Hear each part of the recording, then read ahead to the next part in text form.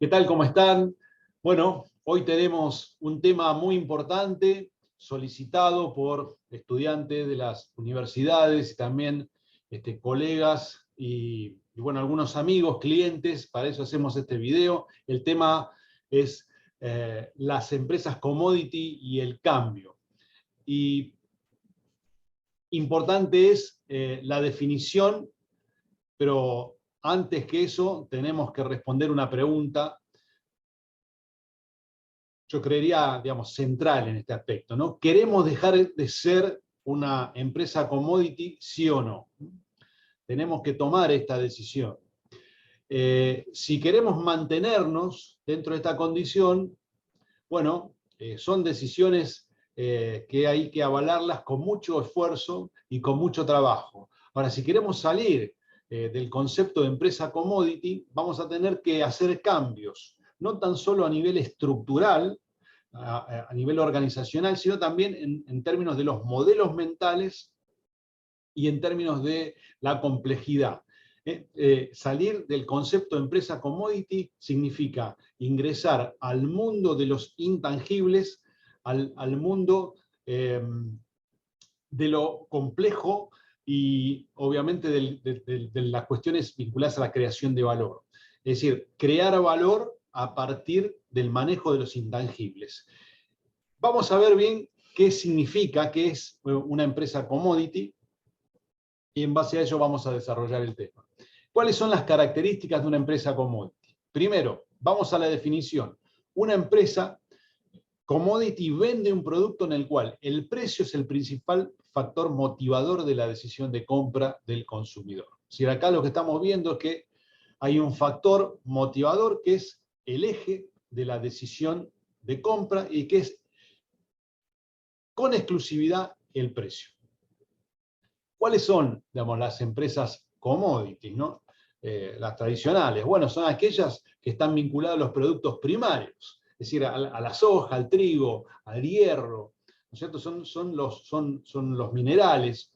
¿Y cómo se transan estos productos en el mercado? Bueno, por acuerdo entre oferta y demanda. ¿De qué depende, digamos, digamos el precio y por lo tanto los beneficios de estas empresas? Dependen de la capacidad de la dirección de manejar los activos de forma eficaz. Es decir, necesitamos, ¿no es cierto?, ser muy eficientes en el manejo de los activos y, por supuesto, vamos a tener competencia, ¿no es cierto?, múltiples productores, una existencia de exceso de capacidad de producción en el sector, y por lo tanto, eso implica poca rentabilidad de los recursos propios, beneficios erráticos y márgenes estrechos. ¿Por qué ocurre esto, ¿no? En términos generales, ¿no? Y un tema importante que es la ausencia de lealtad a la marca. Porque son productos sin rostro. Es decir, los commodities, digamos, son productos que no están, digamos, identificados con propiedades determinadas, ¿no es cierto?, que hacen que su consumo pase por otros lados, ¿no?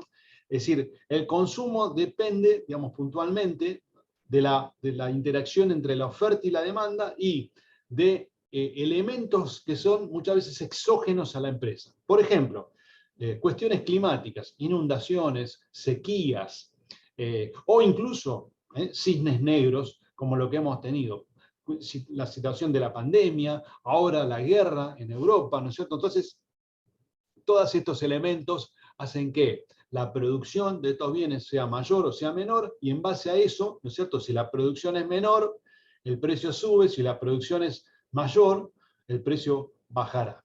Entonces, al estar, digamos, enfrascado en estas cuestiones, esos beneficios son erráticos. ¿Por qué? Porque dependen de ciclos que tienen que ver con estas cuestiones. Hoy, por ejemplo, ¿no?, en el mundo, con las circunstancias por las cuales estamos atravesando, el precio de los commodities están subiendo. ¿Por qué están subiendo? Porque hay zonas que no están produciendo producto de la guerra, por ejemplo, ¿no? Entonces,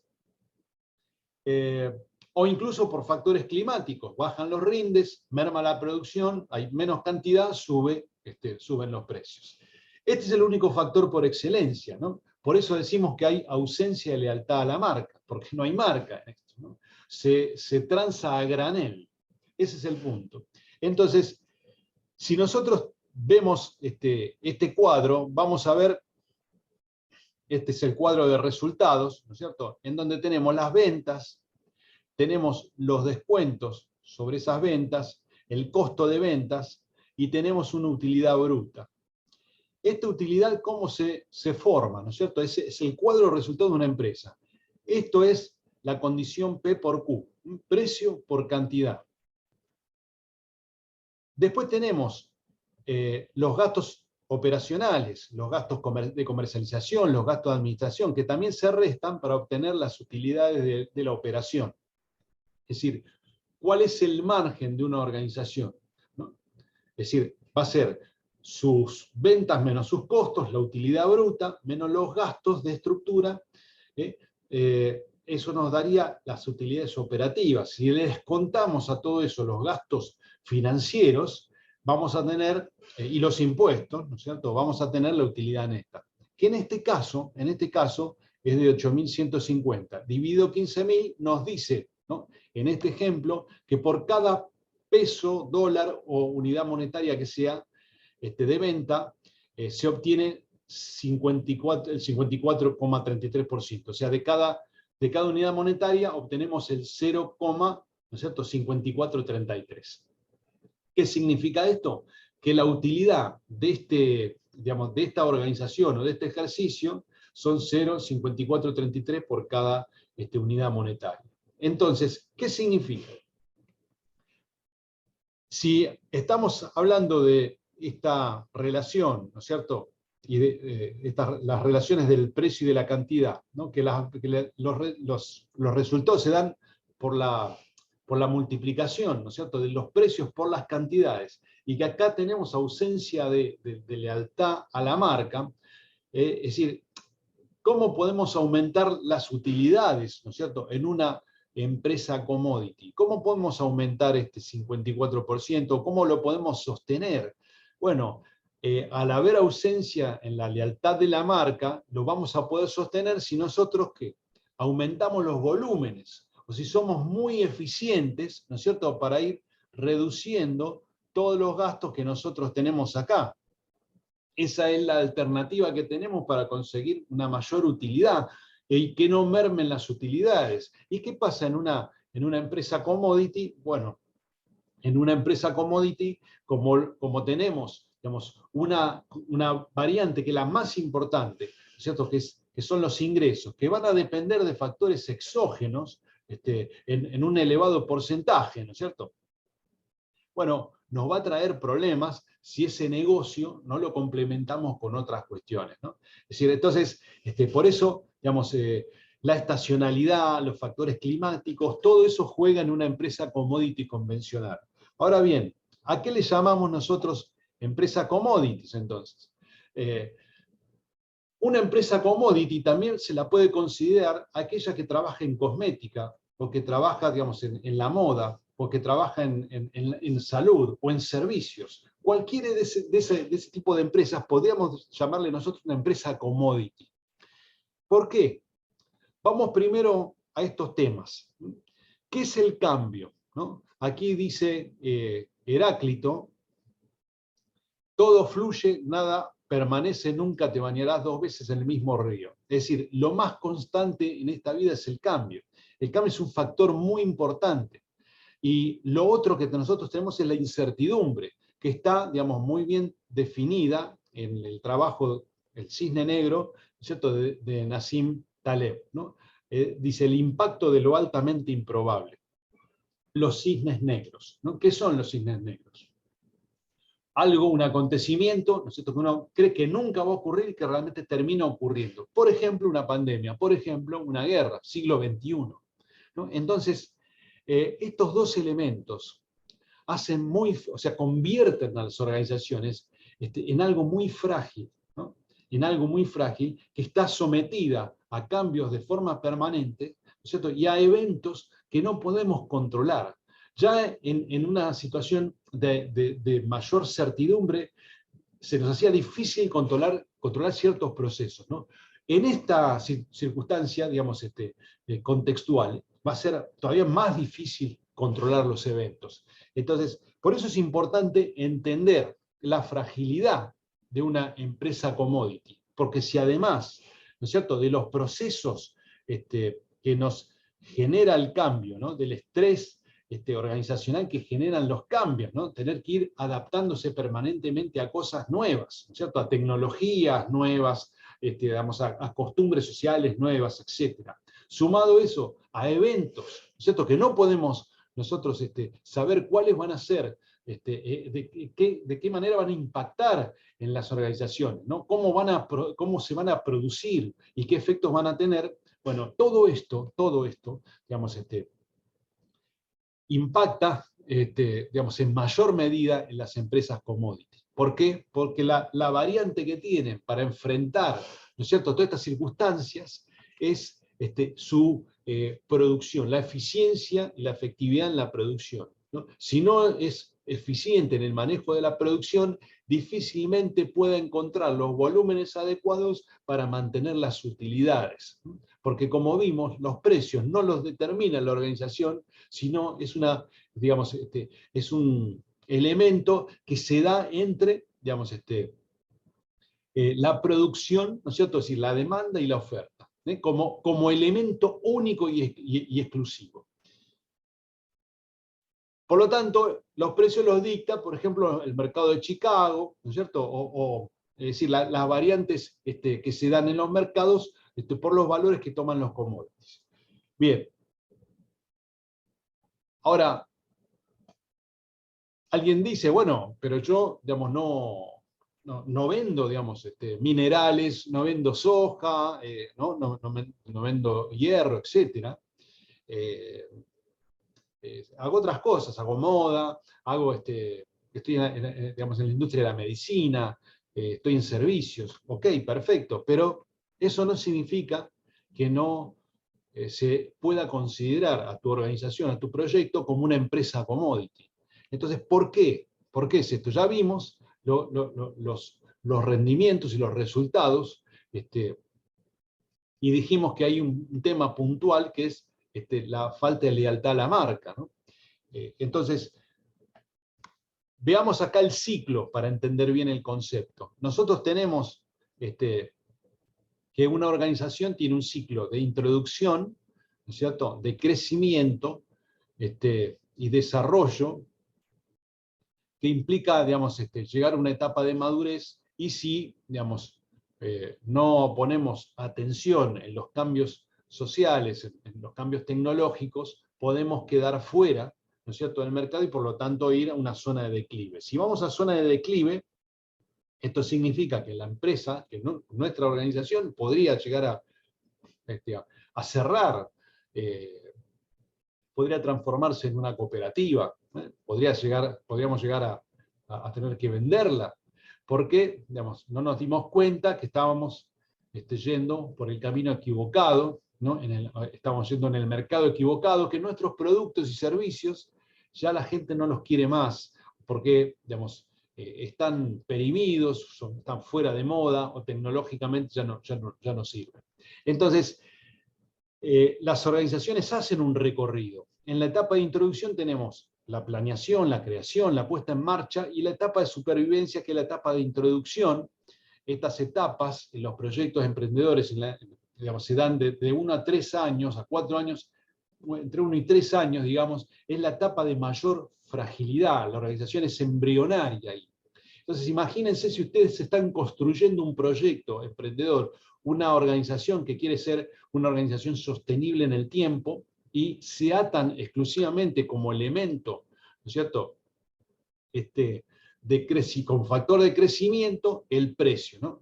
Esto lo atan al precio, y el precio como una referencia entre, digamos, un producto sin rostro, un producto commodity, y su público.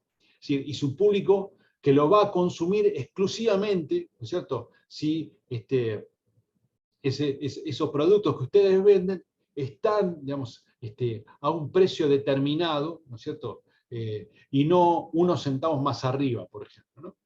Es decir, esas cuestiones que se llaman en economía elasticidad e inelasticidad, ¿no es cierto?, tienen que ver con estas cuestiones. Cuán inelástica o elástica es, digamos, ¿no es cierto?, la demanda. Es decir, cómo se mueve en relación, digamos, básicamente a los cambios en los precios, ¿no es cierto? Cuánto aumenta, cuánto se reduce en términos de demanda, ¿no es cierto?, un producto o un servicio ante una variación, digamos, del precio. Entonces, puntualmente, si yo, digamos, construyo mi modelo de negocios en base a productos y servicios que tengan una dependencia muy importante, digamos, del precio, ¿no? Digamos, y si nosotros imaginamos esto en los periodos, digamos, iniciales, embrionarios, vamos a construir un modelo de negocios que es muy permeable a los hechos del mercado y a los hechos que están por afuera del mercado. En el mercado, ¿quiénes están? Los jugadores, ¿no es cierto? ¿Quiénes son los jugadores? Nuestros competidores que quieren a nuestros clientes, la porción de nuestro mercado. Y por el otro están aquellos elementos que nos condicionan, los gobiernos con los impuestos, ¿no es cierto?, con todos los elementos que presionan, ¿no es cierto?, los recursos de la organización, y por arriba están los cisnes negros, es decir, esto que está pasando ahora y que nosotros creíamos que no podía pasar nunca y que está pasando, ¿no? Es decir, estas cuestiones, inundaciones, sequías, que pueden, digamos, generar problemas, ¿no es cierto?, en los volúmenes, pero también que pueden generar problemas en consumidores, ¿no es cierto?, que no necesariamente están vinculados con productos commodities. Yo puedo vender moda, y una sequía en una zona no tan solo golpea el precio de un commodity, sino que también que golpea el bolsillo de los consumidores de esa zona. Es decir, que las organizaciones son temas muy complejos y están vinculados con el mercado y están vinculados con algo exógeno a ese mercado que es algo mayor que lo contiene. Por eso las organizaciones son sistemas abiertos, ¿no? Influencian al contexto y son influenciadas por el contexto. Entonces, imaginemos en este proceso crecer solamente atándonos, ¿cierto?, a productos y servicios que dependen con exclusividad del precio, ¿no? Y que esta cuestión de la inelasticidad, elasticidad, ¿no es cierto?, estas cuestiones, si nosotros modificamos un poquito el precio, la gente automáticamente deja de consumir. Entonces, ¿cómo se vería afectada una organización, digamos, que cuyo modelo de negocio está armado de esta manera? Sería difícil, ¿no? Y por sobre todas las cosas sería difícil mantenerse en madurez, ¿no? Cuando yo llego a un desarrollo a nivel organizacional, ¿cómo me mantengo allí? ¿No es cierto? Cuando dependo de la fragilidad de productos y servicios que están anclados exclusivamente en precio.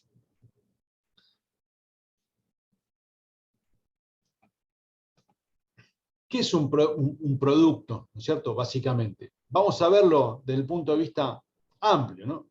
Es decir, un producto puede ser básico y sin marca. Es decir, acá estamos hablando del commodity, ¿no? Es decir, es el producto que sirve para una determinada, digamos, para una determinada función, cumple un requisito, una determinada prestación. Pero después tenemos el producto esperado. La marca, eso lo integran la marca, el precio, el packaging, la financiación, las condiciones de entrega. Después tenemos el producto aumentado, donde tenemos que diferenciarlo, tenemos que trabajar el servicio postventa, las garantías, las ventajas competitivas y el producto potencial, que sería todo lo que no tiene y lo que yo quisiera que tenga eso, ¿no? Entonces, fíjense que el producto lo rodean capas y cada vez vamos incrementándolo más. Entonces termina saliendo de ser algo genérico y específico, que cumple una función específica, para ser algo mucho más grande. Entonces, ¿qué es el producto económico? Que lo tenemos aquí. El producto económico es la síntesis del producto físico y el producto imaginario. Es decir, el producto físico tiene que ver con la química, ¿no es cierto?, con la física, es decir, ese elemento base, ¿no es cierto? Pero después hay que agregarle lo imaginario, hay que agregarle el marketing, la marca, el posicionamiento, y por supuesto, el resultado, ¿no es cierto?, de combinar estas dos cosas nos da el producto económico. Entonces, ese producto económico tiene relación con lo financiero, es decir, con el costo y con el valor. En definitiva, podríamos decir que es el valor, ¿no es cierto?, que representa al producto físico y al imaginario. Por eso se dice que hay intercambio si el producto físico más el imaginario, ¿no es cierto?, es mayor al producto económico. Es decir, que si de alguna manera los clientes de ustedes, ¿no es cierto?, observan que la combinación de estos dos elementos es mayor a su precio, ¿no? Entonces, porque uno dice, bueno, me estoy llevando algo que tiene un valor agregado importante y lo estoy pagando, digamos, a un precio razonable. O sea, esto está muy bien, ¿no? Es decir, me estoy llevando algo que para mí es valioso a un precio razonable. De eso se trata la idea. Entonces, imaginen que una empresa commodity, ¿qué es? Una empresa commodity es una empresa que separa en el producto físico y que no tiene producto imaginario. Por eso se habla, ¿no?, en los problemas de la deslealtad a la marca, porque no existe.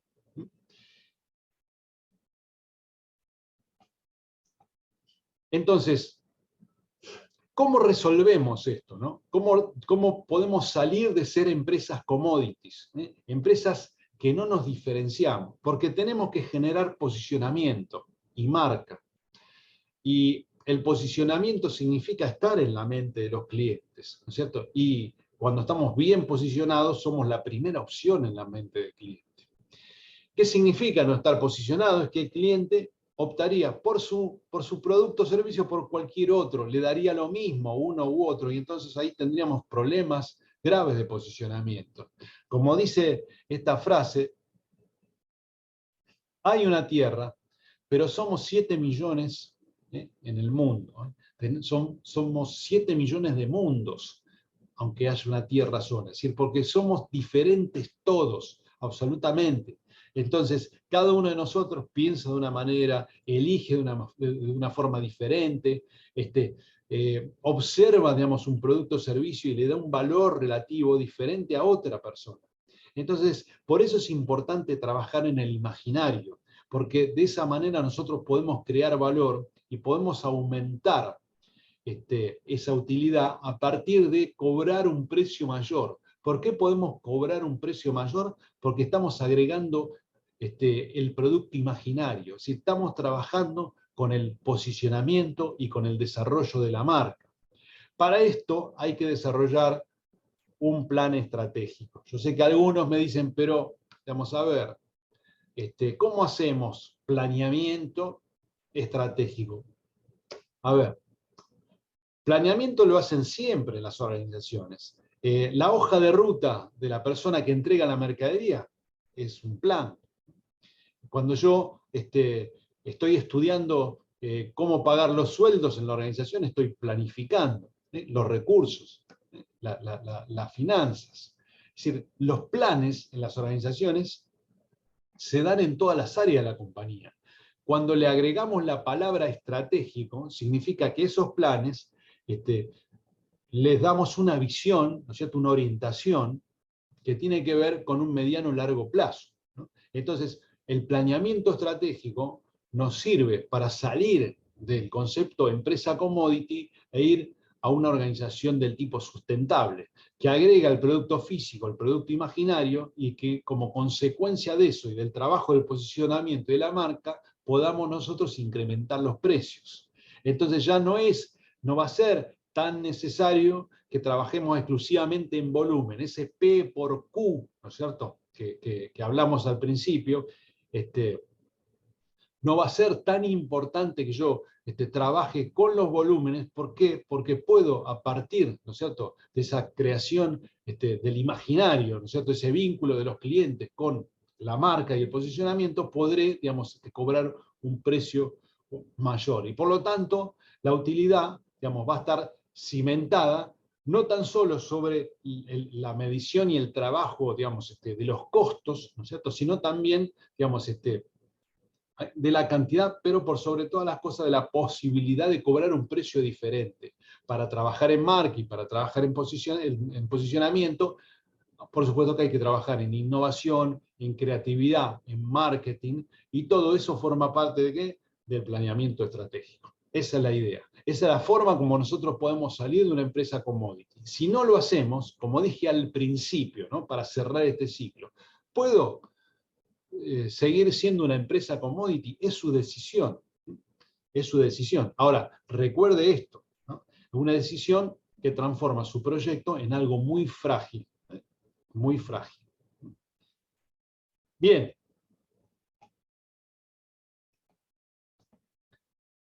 Llegamos al final, espero que el tema haya sido claro.